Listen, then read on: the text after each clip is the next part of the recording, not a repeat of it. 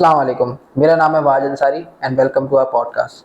आज हमारे साथ जो शख्सियत मौजूद है उनका नाम है मिस्टर मोहम्मद अशर सईद, और जो कि बहुत ही बेहतरीन शख्सियत है और इन्होंने अपने करियर में बहुत ही अच्छा ग्रो किया है और एक बहुत ही अच्छी पर्सनैलिटी है। तो आइए इनसे थोड़ी सी इनकी जर्नी के बारे में जानते हैं और इनका थ्रू आउट प्रोफेशनल लाइफ और इनके जो लाइफ एक्सपीरियंसेस रहे हैं उस बारे में ज़रा जानते हैं। अस्सलाम वालेकुम मोहम्मद अशर सईद, कैसे हैं आप? वालेकुम अस्सलाम। सब खैरियत है अल्हम्दुलिल्लाह। आप ठीक हैं? अल्हम्दुलिल्लाह अल्हम्दुलिल्लाह, मैं बिल्कुल ठीक हूँ।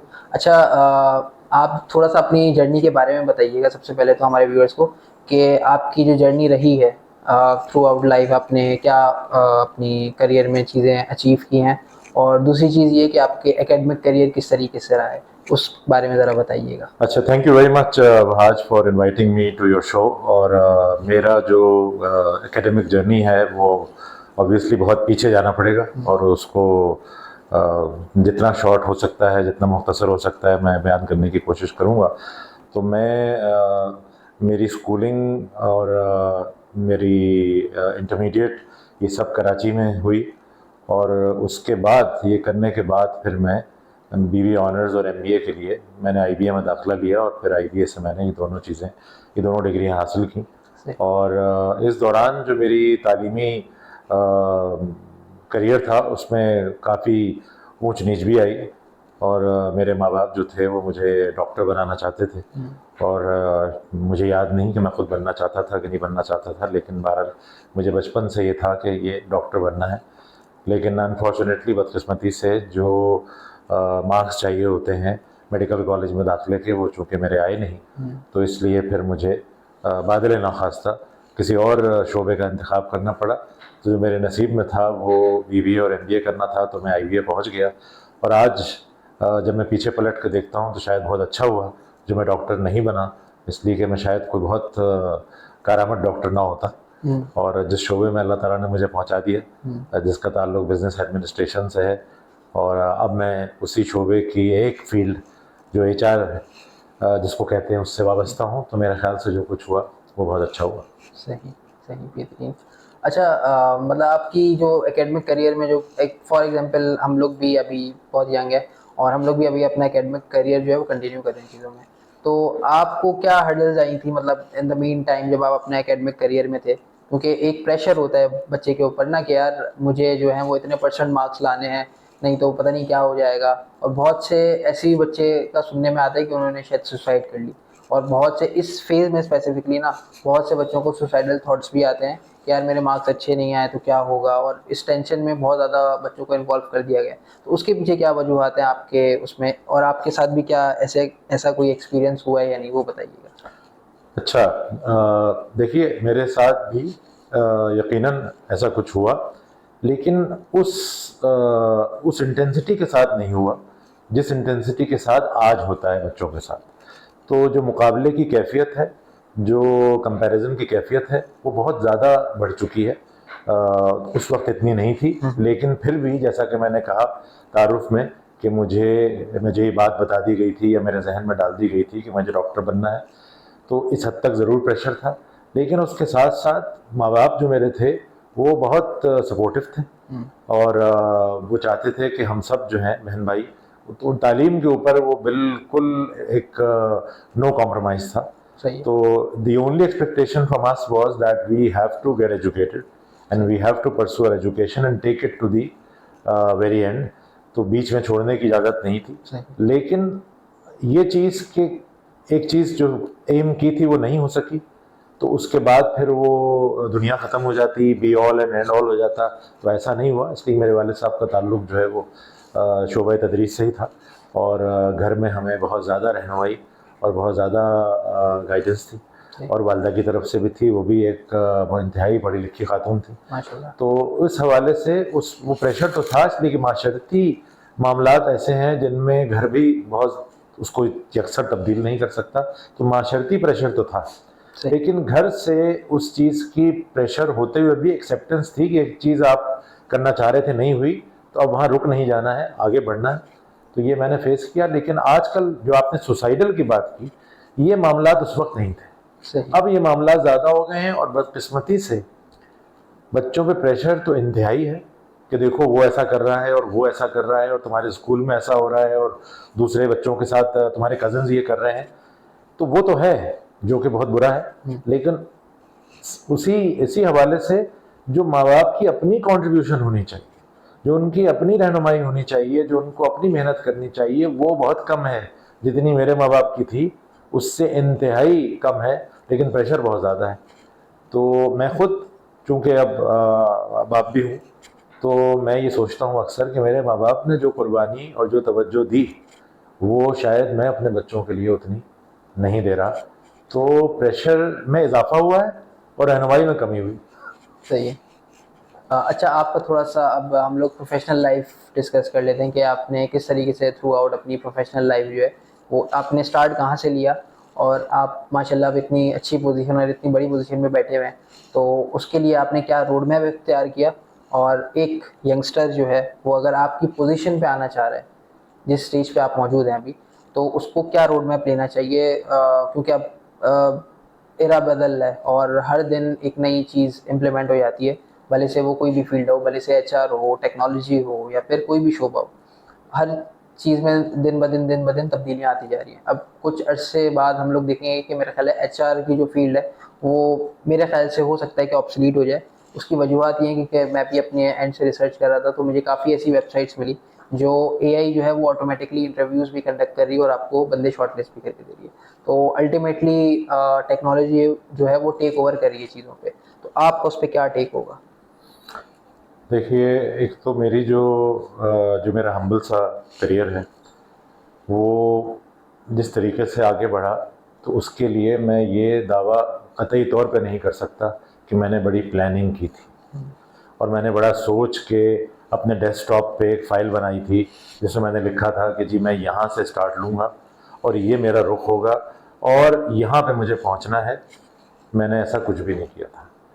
मैं एक मुतवस्सित तबके से ताल्लुक़ रखता था, इंतहाई मुतवस्सित तबके से, मुतवस्सित से भी नहीं। और जब मैंने एमबीए कंप्लीट किया, जो मेरे माँ बाप का इंतहाई बड़ा तोहफ़ा था मेरे लिए कि उन्होंने अपना पेट काट के और जिस तरह से भी उन्होंने मेरे एमबीए और बीबीए को अफोर्ड किया, वो उसकी तफसील उन्होंने आज तक मुझे नहीं बताई। लेकिन चूँकि अब मैं समझदार हो गया हूँ तो मुझे अंदाज़ा है कि उन्होंने बड़ी सहुबत बर्दाश्त की होगी मुझे वहाँ तक पहुँचाने के लिए।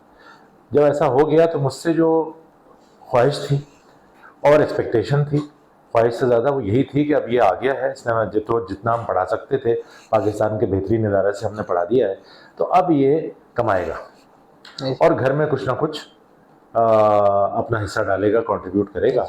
उस हवाले से जब आपके ऊपर ये एक आपसे एक्सपेक्टेशन होती है जो कि जायज़ होती है, तो फिर आपको जो चीज़ पहले आपके ऑफ़र आती है आपके पास, आप उसे एक्सेप्ट कर लेते हैं विदाउट बीइंग चूज़ी कि जी मुझे ये मिलेगा तो मैं लूँगा और इस कंपनी में मिलेगा तो लूँगा या इस शोबे में मिलेगा। आप कहते हैं नहीं भाई कुछ ना कुछ पकड़ना है। So the first thing that came my way, I went for it. और मुझे वो पहली ऑफ़र आने में बड़ा टाइम लगा। सही। उमूमन ये तसव्वुर किया जाता था और अभी भी किया जाता है कि आईबीए से कोई निकलेगा तो उसे फ़ौरन निकलने से पहले ही उसको पहली 2 ऑफ़र्स तो आ चुकी होंगी। तो मेरे साथ कतई तौर पे ऐसा कुछ नहीं हुआ। मैं 6 महीने इंतज़ार करता रहा आईबीए से निकलने के बाद कि मुझे पहली नौकरी मिले। वो 6 महीने बाद मिली। अल्लाह ताला ने ऐसे ही सोचा था, लेकिन इंतहाई परेशानी का दौर था। सही। कि जब आपके जहन में ये बसा हुआ हो कि आपको ग्रेजुएशन से पहले ही कम से कम 1 से 2 ऑफर्स आपके पास पड़ी होंगी और ऐसा ना हो और 6 महीने तक ना हो, तो अजीब सी उदासी आपको घेर लेती। So a doom and gloom scenario actually builds and that was very demotivating, very depressing. जब पहली नौकरी मिली तो बड़ी उम्दा नौकरी मिली अल्हम्दुलिल्लाह, जो कि मुझे एंग्रो में मिली और बड़ी अच्छी तनख्वाह में मिली। और उस ज़माने में वो तनख्वाह थी 11,000 रुपये, जो कि उस ज़माने में एक बहुत बड़ी तनख्वाह थी। उमूमन जो आईबीए ग्रेड्स निकलते थे तो वो तकरीबन 7 से 8,000 रुपये महीने की तनख्वाह पे जाते थे और खुशी से जाते थे। तो मुझे जब 11,000 की मिली तो मैंने कहा देर आयत दुरुस्त आयत, मिली देर में नौकरी लेकिन अच्छी मिल गई। तो लेकिन उस नौकरी में जो है वो मैं काम करना मैंने शुरू किया एज ए मैनेजमेंट ट्रेनी और फिर मेरी पोस्टिंग हो गई मुल्तान के पास एक इलाका है मुजफ्फरगढ़। मुझे वहाँ जाना पड़ गया कि जी यहाँ पर आपको काम करना है as an area sales incharge और आपको खाद बेचनी है। इसलिए एग्रो बनाता ही फर्टिलाइज़र था उस वक्त। वहाँ पहुँच के जब मुझे अंदाज़ा हुआ कि मैं एक पुरौनक शहर का रहने वाला और बातों को पसंद करने वाला, तो मैं यहाँ अकेले रहना तो मेरे लिए बड़ा मुश्किल हो जाएगा। फिर भी मैं रहा 6-7 महीने, लेकिन फिर वहाँ से मैं वापस आया और आके मैंने एंगरो हेड ऑफिस में जाके रिज़ाइन किया। लोगों ने समझाया कि भाई ये क्या कर रहे हो, एंगरो की तो बड़ी प्राइस जॉब है, ये तो बहुत कम लोगों को मिलती है, तुम जो है वो रिज़ाइन कर रहे हो। तो मैंने कहा भाई मुझसे वहाँ रहा नहीं जा रहा। और लॉन्ग स्टोरी शॉर्ट, फिर मेरा करियर जो है वो आगे चला और मैंने मुख्तलिफ़ बैंक्स में काम किया, मैंने मुख्तलिफ़ मल्टीनेशनल कंपनीज़ में काम किया, मैंने मुख्तलिफ़ फैमिली ओन एंटरप्राइजेज़ में काम किया, 9 से 10 इंडस्ट्रीज़ में काम किया। लेकिन जो सवाल आपका था वो ये था कि इस पूरे सफ़र में प्लानिंग का कितना हिस्सा था और जो कुछ हासिल किया उसमें मेरा अपना क्या कंट्रीब्यूशन था। तो मेरा एक ही कंट्रीब्यूशन था जो मुझे मेरे बड़ों ने सिखाया, मेरे मेंटोर्स ने सिखाया कि आप लगे रहें, आप मेहनत करते रहें, इसलिए अल्लाह ताला ने आपके हाथ में जो एक चीज़ दी है वो मेहनत है, इसके अलावा कुछ भी हमारे हाथ में नहीं है।